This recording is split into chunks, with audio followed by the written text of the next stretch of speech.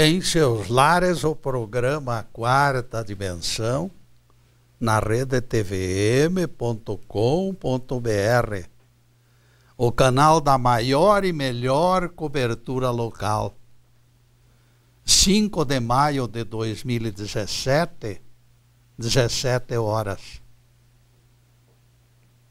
A partir do mês de fevereiro, abrimos mapa para somar visualizações das palestras no YouTube. Em fevereiro, foram 85 visualizações. Em março, somaram 225. Em abril, alcançaram 498. Crescimento de 6 vezes quanto ao número inicial. Considerando que dispomos apenas deste programa para publicidade, sem qualquer dúvida, o resultado é satisfatório. Vejam que ainda precisam ser contados os que assistem os programas e reprises e aqueles que preferem leitura no site. Nestas últimas semanas, o tema campeão foi: Jesus ordenou trabalho no sábado. Pela relevância do tema, do assunto, esta palestra superou as demais. Justifica seu interesse, de vez que em nossa pregação temos dito que a única lei irrevogável é a lei da consciência. A única lei irrevogável. Não fazer aos outros o que não quereis que vos façam. Esta é irrevogável em todos os mundos habitados do universo. Quando Jesus ordena, em dia de sábado, toma o teu leito e anda, sem necessidade alguma, porque ele já havia curado o paralítico, ficamos cientes do propósito do Mestre. Ele queria desligar o decálogo de obrigatoriedade entre os cristãos. Ele não aceitou aquilo e falou verdade, ordenando que o sujeito carregasse a cama. Mostrou que algo contrário à liberdade é trazida por ele. Qualquer lei escrita está sujeito à perda da validade em alguma época. Cuidando da imagem e do som, contamos a presença de bons amigos. Luiz Carlos Zube, mais o Fernando na câmera e o Luiz Fernando na exibição. Obrigado, amigos. Com equipe deste gabarito na boleia, permanecemos tranquilos. O tema de hoje será: reputação imita iceberg, se esconde.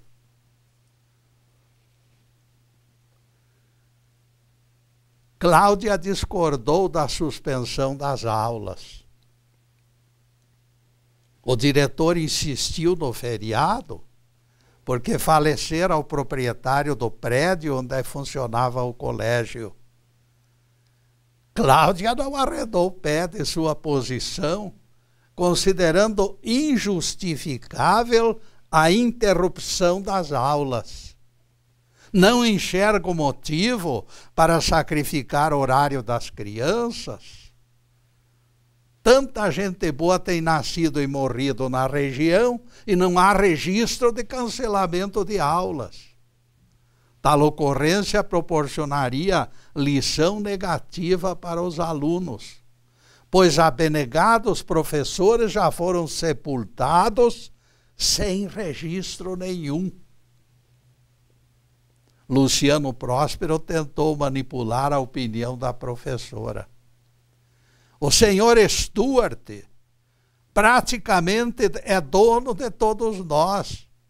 Ele pagava salários para 90% dos habitantes da cidade. Ele era o homem mais poderoso da região. Eu acho a homenagem merecida e justa. Ele sempre governou os outros, senhor diretor. Isto é verdade. Seu poder de comando, no entanto, sempre se alicerçou no volume dos seus bens. O dinheiro lhe garantiu autoridade. Será justo privarmos nossos alunos de horas preciosas para que a família abastada se envaideça com mais esta distinção? Cláudia mostrou-se radical pelo falso juízo de valores e também pela lição de bajulação explícita. Meu pai, explicou a moça, foi professor numa cidade do interior de Minas. Ele era pobre e jamais alguém escutou sua voz de comando. No entanto, quando aposentou, recebeu visita de autoridades da cidade onde nascera, com oferta de vantagens para que voltasse a morar entre eles. Em carta aprovada pelos vereadores, em determinado trecho estava escrito: achamos de suma importância que alguém tão elevado e autêntico venha ilustrar nossa comunidade. Luciano Próspero terminou concordando com Cláudia. O juízo de valores para medir alguém precisava levar em conta virtudes morais antes do dinheiro. É possível que alguém seja importante, mesmo sendo pobre. É possível que alguém seja importante, mesmo sendo rico. Aparências apenas definem reputação, que pode ser ponta de iceberg, com o resto encravado naquele mar de gelo. A verdadeira riqueza se esconde no interior das criaturas, longe de holofotes e louva-minhas. Eu falei se esconde, porque qualquer arroubo de exaltação personalista desmonta o encanto por completo. A verdadeira riqueza é algo que não se mede com fita métrica, nem pode ser usada para alavancar egos exageradamente amplificados. Infelizmente, eu não detenho posse de livro cuja leitura me foi proporcionada por empréstimo. Pelo conteúdo da narrativa, porém, eu senti que alguns aspectos da obra favoreciam o entendimento do nosso tema. De memória, portanto, tentarei reproduzir um aspecto, nem que seja pequeno, daquele lado pertinente deste livro. Germano é a figura retratada e ele foi sacerdote. Qual a religião deste homem, Getúlio? É a pergunta de alguém curioso, interessado em detalhes. Não importa a religião, respondi. Quando alguém serve a Deus com fidelidade e ao próximo com amor, ele se torna legítimo apóstolo da religião do universo. Esta religião do universo dispensa a denominação, estatuto e cerimoniais. Tudo isso é de menos. Dentre milhares de seitas onde se acomodaram terráqueos, o nosso personagem é voz autorizada para divulgar a verdade, esteja onde estiver. O apóstolo Tiago confirma nossas palavras.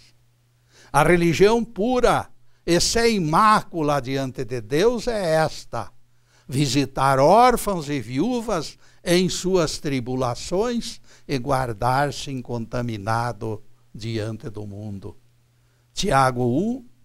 Tiago 1, versículo 27.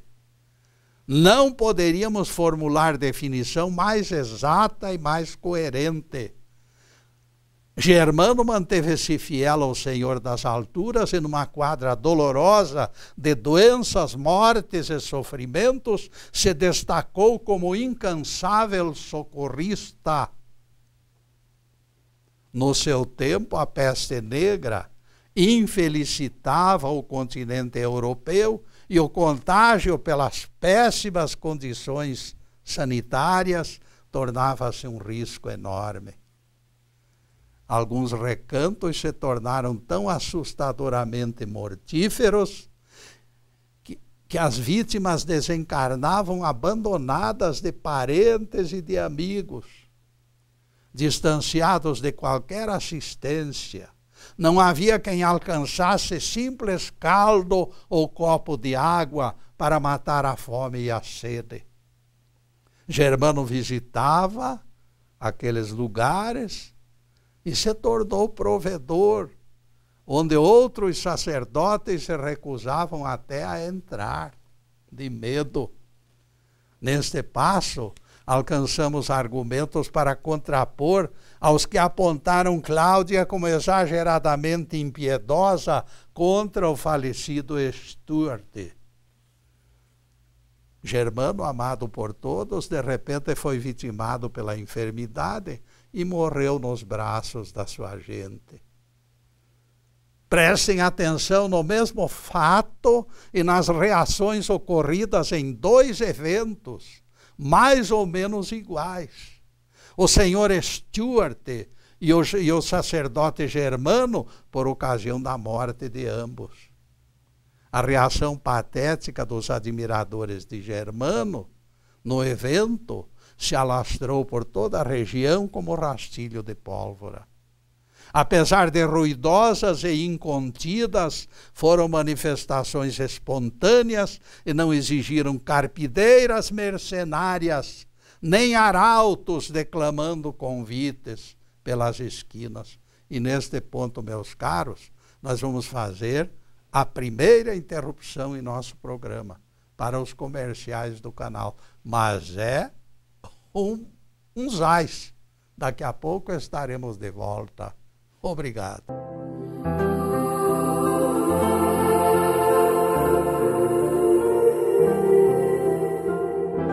E já estamos no segundo bloco do programa Quarta Dimensão. E por gentileza do Zub, o nosso site está na telinha. E convidamos vocês para visitá-lo. Valerá a pena ocupar alguns minutos do seu tempo. 81 das nossas 106 palestras no YouTube podem ser acessadas através do site. Depois de localizar no site a página Getúlio no YouTube, você clica num dos títulos e poderá assistir de imediato uma dessas 81 primeiras palestras que entraram no YouTube. O YouTube está sendo colocado pelo Zub, a quem agradecemos. E voltaremos ao tema de hoje. Reputação imita iceberg, se esconde. Todos procuraram maneiras de homenagear Germano da mesma forma que fosse possível. Da forma que fosse possível. O que eles queriam era homenagear o amigo. E aquilo se transformou em verdadeiro avalanche. A comoção pública arrastou velhos, adolescentes e crianças em procissão interminável para chorar e lamentar a morte do amigo. Meninos e meninas improvisaram apelo e cantaram o comovido refrão: Ancião, ancião, não te vás, fica conosco. Ancião, ancião, não te vás, fica conosco. Pela noite e pela madrugada, as vozes fizeram um coro com a música de fundo do sopro do vento.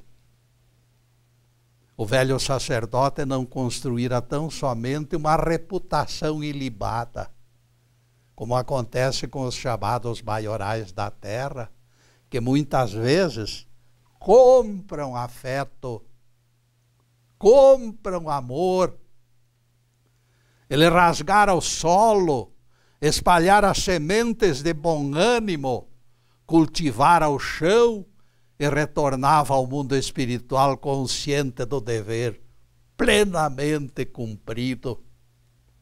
É este o prêmio daqueles que partem vazios de cargas negativas.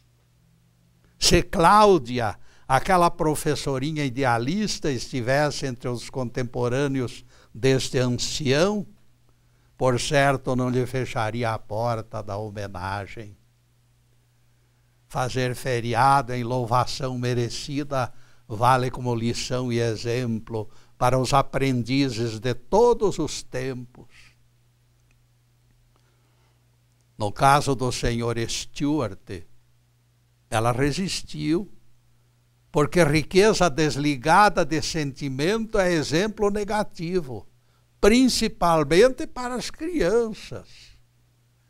O apóstolo Paulo escreveu: ainda que eu distribua todos os meus bens entre os pobres, ainda que eu entregue o próprio corpo para ser queimado, tal coisa sem amor é nada. 1 Coríntios 13, versículo 3. Os tesouros da terra são frágeis escoras quando a reputação de nobreza esconde falhas e ameaça produzir lideranças falsas. Valeram os esforços de Cláudia para que não se veiculasse lição pelo avesso em detrimento da juventude. Jesus definiu com precisão de mestre: não acumuleis tesouros na terra, onde a traça e a ferrugem corroem e onde ladrões escavam e roubam. Ajuntai para vós tesouros no céu, onde os ladrões não conseguem escavar nem roubar. Mateus 6, versículos 19 e 20. Esses tesouros da terra são preciosos adereços que ajudam na construção de reputações notáveis, que ajudam no crescimento em termos profanos. Não esqueçam, em termos profanos. Hábeis profissionais os adquirem e prosperam, tornando-se protótipos de admirados agentes de progresso no comércio e na indústria. A reputação deles alcança as nuvens. Durante muitos anos, as empresas procuraram rapazes cativantes, enérgicos, de fala mansa e personalidade para postos de chefia. Mesmo no passado, a escolha era feita com certa reserva. Hoje, a tendência tem sido ampliar horizontes da escolha, estendendo a análise para o universo amplo, em busca de colaboradores fora da média. Quais os pés nos quais se ajustarão os sapatos da Cinderela? É a grande interrogação que as empresas tentam responder. Seria lamentável desperdício deixar o único indivíduo fora da escolha, quando este poderia ser eventualmente o melhor. Os garimpeiros sempre conservaram esta preocupação, de certa forma supersticiosa, em suas mentes.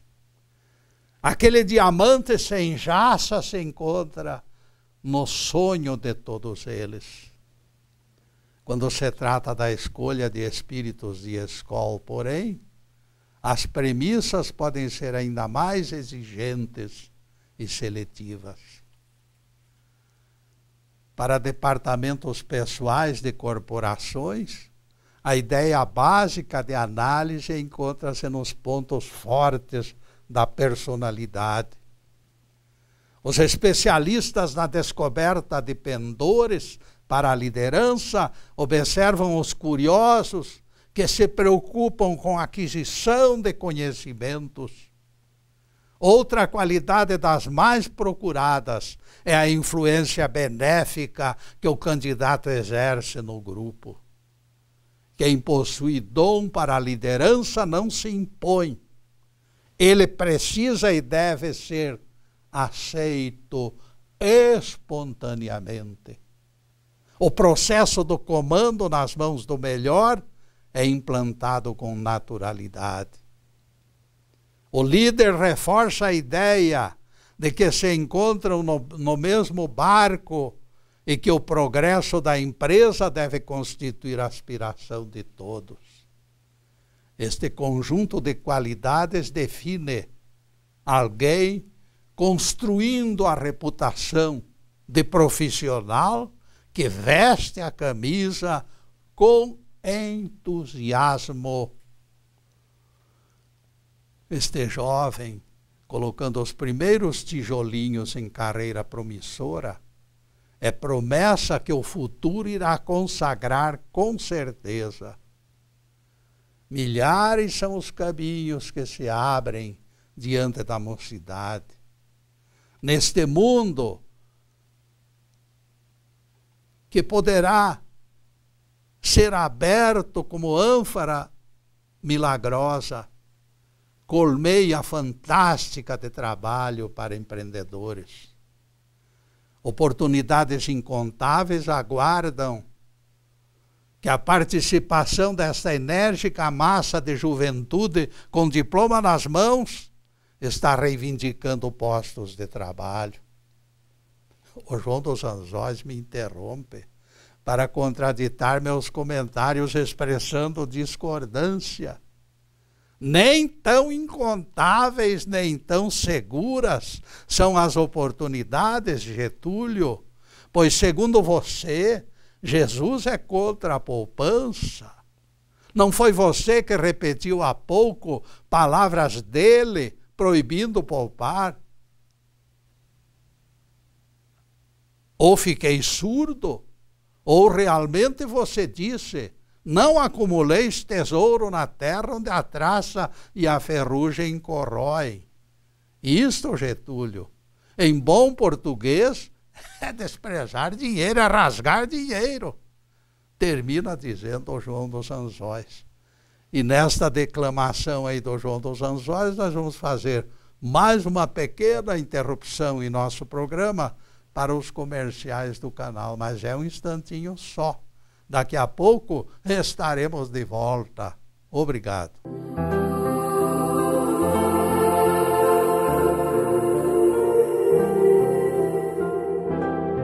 Estamos retornando com o programa Quarta Dimensão, terceiro bloco. Diz a Bíblia: melhor é a reputação do que precioso unguento. Eclesiastes 7, versículo 1. Se alguém convive harmoniosamente com o semelhante, resgata seus compromissos em dia, respeita limitações, isto o fará notado para seu bem. Ele adquire fama. Reputação é semelhante à construção de um edifício. Os tijolinhos vão se amontoando pelas mãos do pedreiro e a obra ganha forma e altura. Não existe algo melhor que caminhar de cabeça erguida, olho no olho, sem alimentar temores. Por isso, o Eclesiastes advertiu que a boa fama ou a boa reputação é melhor que precioso unguento. Outra frase pertinente se atribui ao escritor Eça de Queiroz. Se os velhacos percebessem as compensações da integridade, eles se tornariam honestos por velhacaria. Esta definição ligada ao conselho bíblico determina que devemos arrancar o iceberg do gelo para que seja visto de forma inteiriça, em todas as dimensões. A reputação precisa brilhar por inteiro. Brilhe vossa luz, como disse o mestre para os discípulos. E depois desse pinguinho de doutrina, a continuação do tema. Reputação imita iceberg. Se esconde. Como seres de carne e osso, meu amigo João dos Anzóis, todos nós dependemos de dinheiro para a subsistência das famílias. Jesus não se agrada de estróinas que esquecem suas obrigações. Sim, Getúlio, mas isto nos obriga a economizar. E você proibiu acumular até os recursos que compram arroz e feijão. Eu escutei com estes ouvidos que a terra há de comer. Se você analisar com atenção, meu caro João, entenderá o sentido das palavras de Jesus. Ele falou, não acumuleis. E esse não é o seu caso, porque o feijão com arroz não necessita de tesouros. Acumular montanhas de capital significa egoístico apego que arrasta o ser humano para a cobiça e a avareza. O João dos Anzóis se afastou apaziguado, mastigando cravos da Índia para melhorar o hálito. Enquanto humanos e imperfeitos, seremos defrontados constantemente pelo provisório e pelo definitivo. O existir e o morrer do nosso corpo limita a nossa autonomia. Com o renascer e o retorno do existir pela reencarnação, recomeçaremos sempre novas experiências, enfrentando inéditos dilemas físicos e espirituais.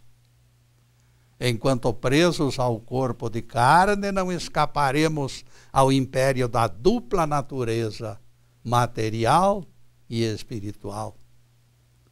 A vida abundante prometida nos evangelhos somente será entendida quando a verdade nos libertar. Algo, porém, já poderemos perceber. A diferença é enorme entre existir e viver. Pedaço de árvore tombada, apodrecida na beira da estrada, existe, mas não tem vida. Alguém escravo das paixões desregradas também existe, mas só dispõe de reações instintivas. Não existe nada de espiritual para expandir. E aqui deparamos a diferença fundamental entre aquele homem rico e o pai da professorinha Cláudia. Abismo os separava em termos de vivência da graça de Deus.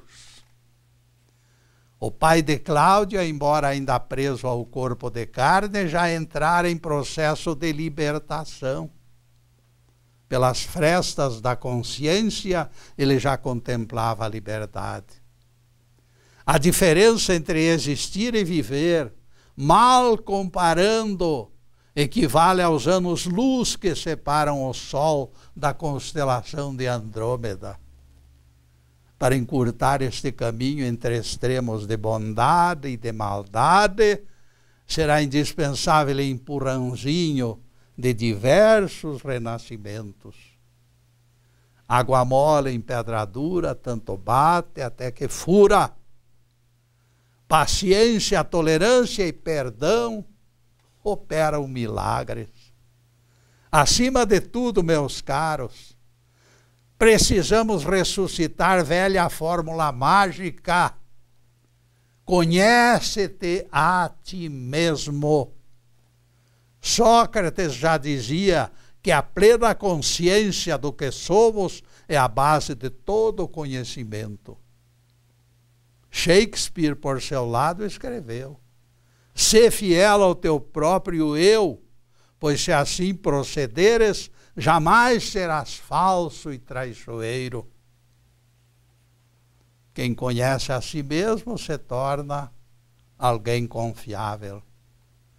Seja a tua palavra simples sim, simples não. O que passar disto vem do maligno. Mateus 5, versículo 37, palavras de Jesus. A autenticidade fornece boa reputação ao vivente. A autenticidade mostra rosto desprovido de máscara. O iceberg fica claro, fica acima das águas frias. A honestidade daquele homem jamais é contestada, mesmo pelos adversários que gostariam de vê-lo morto.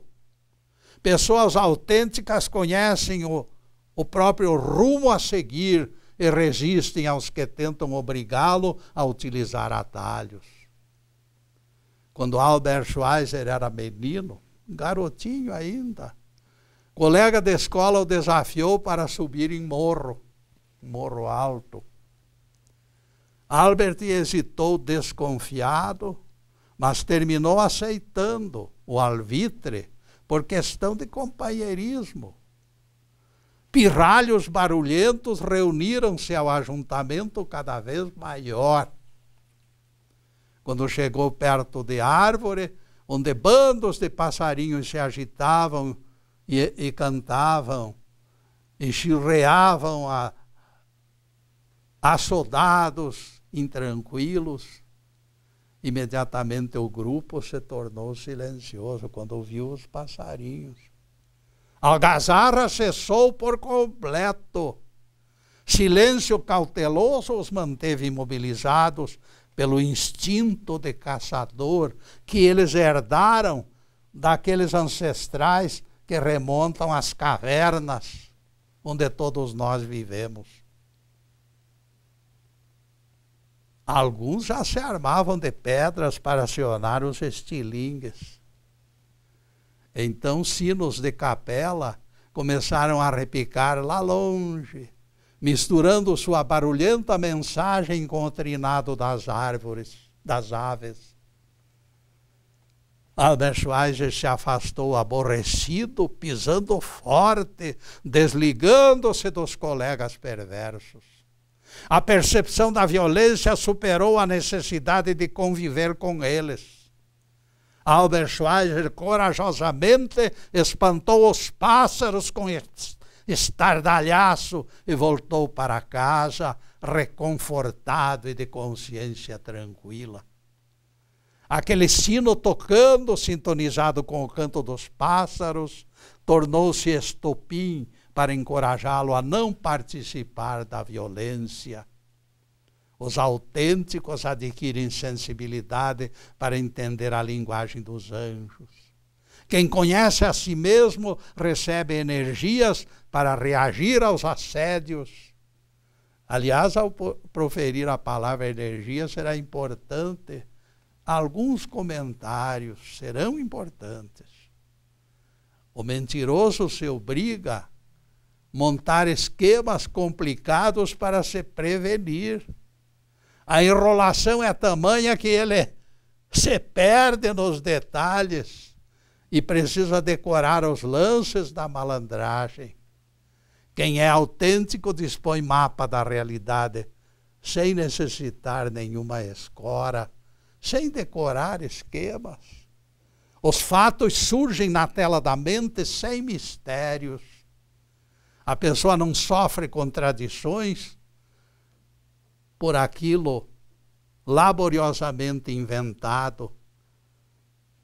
E aquilo esgota as energias e fabrica aflição no velhaco. O terapeuta, certa vez, foi chamado para atender pacientes anormalmente fatigados. Vou deixar esta história para o próximo bloco, porque agora nós vamos fazer mais uma pequena interrupção para os comerciais do canal, mas é um zais. Daqui a pouco estaremos de volta. Obrigado.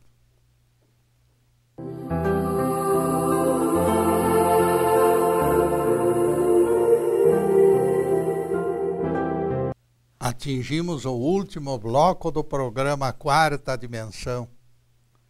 O relógio está correndo como cavalo de raça. E não esqueçam as tardes de sexta-feira, quando divulgamos páginas do Evangelho e da Bíblia sem algemas. Em seguida, os últimos questionamentos sobre o assunto de hoje. Reputação imita iceberg, se esconde. A fadiga daquelas criaturas era tão grande que não conseguiam avançar um simples passo. Eles ficaram paralisados. Estavam literalmente detonados pela fraqueza. Quando chegaram ao fundo daquele poço de completa exaustão, como chegaram? Perguntamos, todo mundo pergunta. Os familiares querem saber. Alguém que passava dedurou os malandros. Diga-se de passagem, não foi por cansaço físico que estes mandriões preguiçosos alcançaram tal abatimento. Incrédulo pelo insólito evento, depois de refletir, o terapeuta forneceu o laudo. A sensação de perda de força muscular foi, na verdade, a perda do poder da alma. A convivência prolongada com a mentira dissolveu a identidade deles frente à realidade. A fraqueza física fora subproduto da deterioração do ego pela prática constante e sistemática da falsidade. O ego viu-se triturado de uma hora para outra. Para continuar explicando, tomaremos exemplo típico do outro lado da linha do Equador, caríssimos. Aqui deparamos outra síndrome também bastante estranha. Nesse outro lado, o cansaço parece não chegar. O carnavalesco pula e canta 3 dias e 3 noites, alheio aos efeitos normais que definem resistência humana. Isto prova que existe algo independente das leis físicas que produz resistência ou detona energias. O carnaval mantém os folhões de pé sambando e cantando. Naquele local e naquela diversão, eles se tornam autênticos. Eles amam aquelas evoluções para lá e para cá, para lá e para cá. Aqueles gritos histéricos sacodem os recalques. Por isso o cansaço demora e muitas vezes nem chega. Conta-se a história do barqueiro perdido no mar em meio à tempestade. Era noite e ele se encontrava sozinho, envolto pelas muitas águas. Vocês já imaginaram o desespero do pobre homem? A sensação de impotência, as ondas gigantes avançando sobre ele da direita e da esquerda. Foi luta inglória, sem perspectivas, desprovido de menor chance de socorro, duelo terrível contra o fantasma da morte. Mas aquele homem, aquele ser humano, era alguém autêntico, de sangue vermelho, indomável e destemido. Apesar de todas as dificuldades, a despeito de todas as fraquezas, ele alcançou o porto e ancorou o barco às 6 horas da manhã.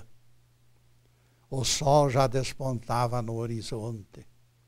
Coisa espantosa aconteceu que deixou todo mundo perplexo. No momento que aquele homem colocou pés em terra firme, ocorreu desintegração completa da embarcação. Todas as escoras, madeiras, porcas e parafusos se desprenderam daquele conjunto que o sustentara contra o mar revolto. O barco transformou-se em montanhas de sucatas disformes. Nada aconteceu no lugar onde estivera preso. Nada permanecera no lugar onde estivera preso. Foi desmanche total, desordenado, fantástico. A força mental daquele homem mantivera o barco além do limite, enquanto o paranormal precisara de arrimo. Quando ele pisou fora, toda a estrutura se desfez, porque sua mente se desconcentrara e o sustentáculo da façanha já buscava experiências novas. Fervorosamente, meus amigos, eu não alimento dúvidas. Nosso Cristo interno é fonte deste poder e Ele nos entrega o socorro naqueles momentos de aflição extrema. Ninguém vacile ou perca as esperanças e a fé. Deus e o seu Cristo são maiores que todos os nossos problemas. Em comunhão com o seu Cristo interno, alguém se torna autêntico. Por quê? Interroga o vacilante e inseguro. Ora, meus amigos, porque o Cristo é fonte de todo o poder na terra e nos 7 mares. Fique claro, portanto, ninguém se iluda buscando falsos deuses e falsos profetas. Nosso Cristo interno é a nossa única âncora. Com Ele voltaremos da viagem na segurança da sua promessa. Nele gozaremos paz, porque a mensagem é clara. Deixo-vos a paz, eu vos dou a minha paz. Não vou lá entrego como faz o mundo. Não se turbe o vosso coração, nem se atemorize. João 3, versículos 14 a 27. Ninguém consegue adquirir força espiritual apenas querendo. Algo, todavia, nos aponta a realidade. Este poder que emana do Cristo é direcionado para quem se dispõe a honrá-lo, adorando a Deus e amando e servindo o próximo. Estes são os elementos preferidos do alto. Esta é a reputação que deveremos procurar inteiramente à amostra e não escondida. Martin Luther King, caminhando entre porretes e cães latindos até chegar a Selma, no Alabama, arrastava multidões. Aquelas massas humanas forneceram exemplos autênticos que divulgamos com prazer.